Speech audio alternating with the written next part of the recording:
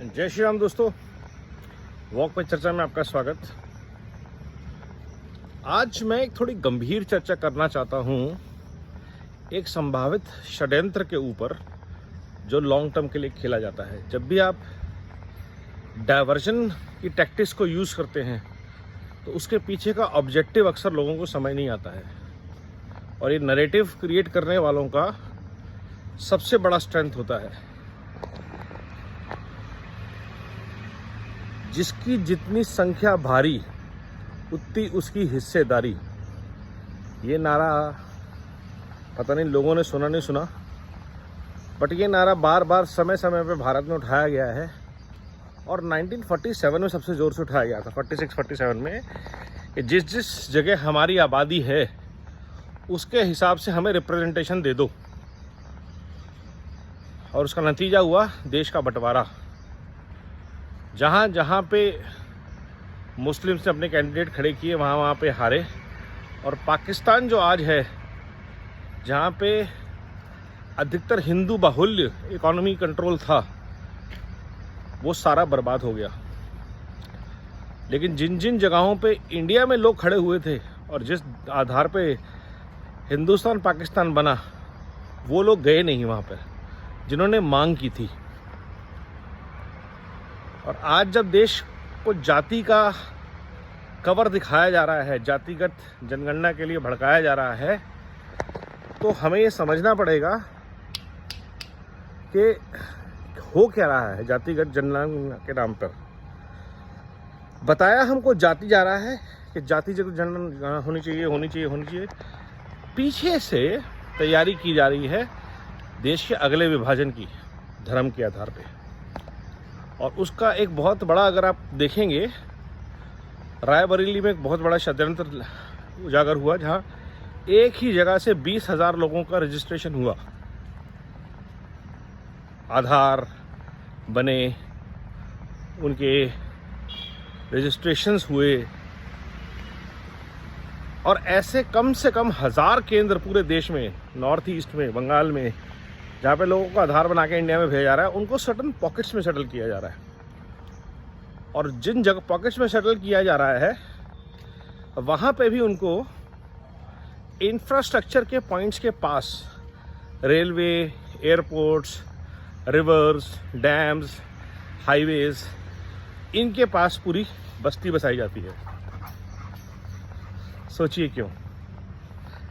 सोचिए ताकि वक्त आने पर देश के इंफ्रास्ट्रक्चर को चोक किया जा सके, सिक्योरिटी फोर्सेस की मूवमेंट को चोक किया जा सके, राशन की सप्लाई को चोक किया जा सके। और ये किसके कहने पे हो रहा होगा? इस लाल जिहाद नेटवर्क के मास्टर्स कौन है? चाइना और आईएसआई। बड़े मास्टर्स कौन है डीप स्टेट में? सीआई, सोरोस जैसे लोग। अब ये सबको दिख रहा है, पता आ रहा है। तो ये जो जातिगत जनगणना के नाम पे खेल खेला जा रहा है, ये छलावा है। असली खेल कुछ और है। असली खेल है देश को कमज़ोर करना, देश को विभाजन की तरफ धकेलना, और जहाँ पर जातियों पे अत्याचार हो रहे हैं वहाँ पे कोई बातचीत नहीं हो रही। क्या जातियों के लिए रिजर्वेशन ऑलरेडी तय नहीं है कि SC OBC भी कोई कितना मिलेगा? क्या जब लोग जनगणना में अपना लिखाते हैं, आधार बनाते हैं या वोटर ID कार्ड बनाते हैं, तो उसमें जाति नहीं लिखी जाती उनकी?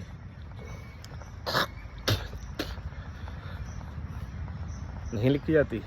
वहाँ पे लिखा जाता है हिंदू, मुस्लिम, सिख, ठीक है, माइनॉरिटी, जनरल कास्ट, OBC अगर आप हैं तो आप बता दीजिए।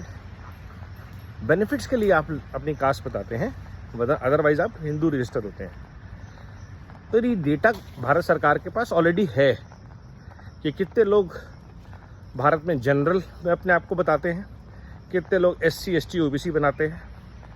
लेकिन कि तुम कछवा हो, कि तुम मोची हो, कि तुम जाटव हो, कि यादव हो, ये जो डीप डाउन ड्रिलिंग वाली बात है, इसका पर्पस सिर्फ एक है, वो है वोट बैंक की जातिगत राजनीति और उसके बेसिस पे लाल जिहाद नेटवर्क के थ्रू कंसोलिडेटेड वोट बैंक के साथ सत्ता प्राप्त करना, ताकि हलवा बट सके। मुद्दा है हलवा, जो हलवा कितने सालों से नहीं मिल रहा।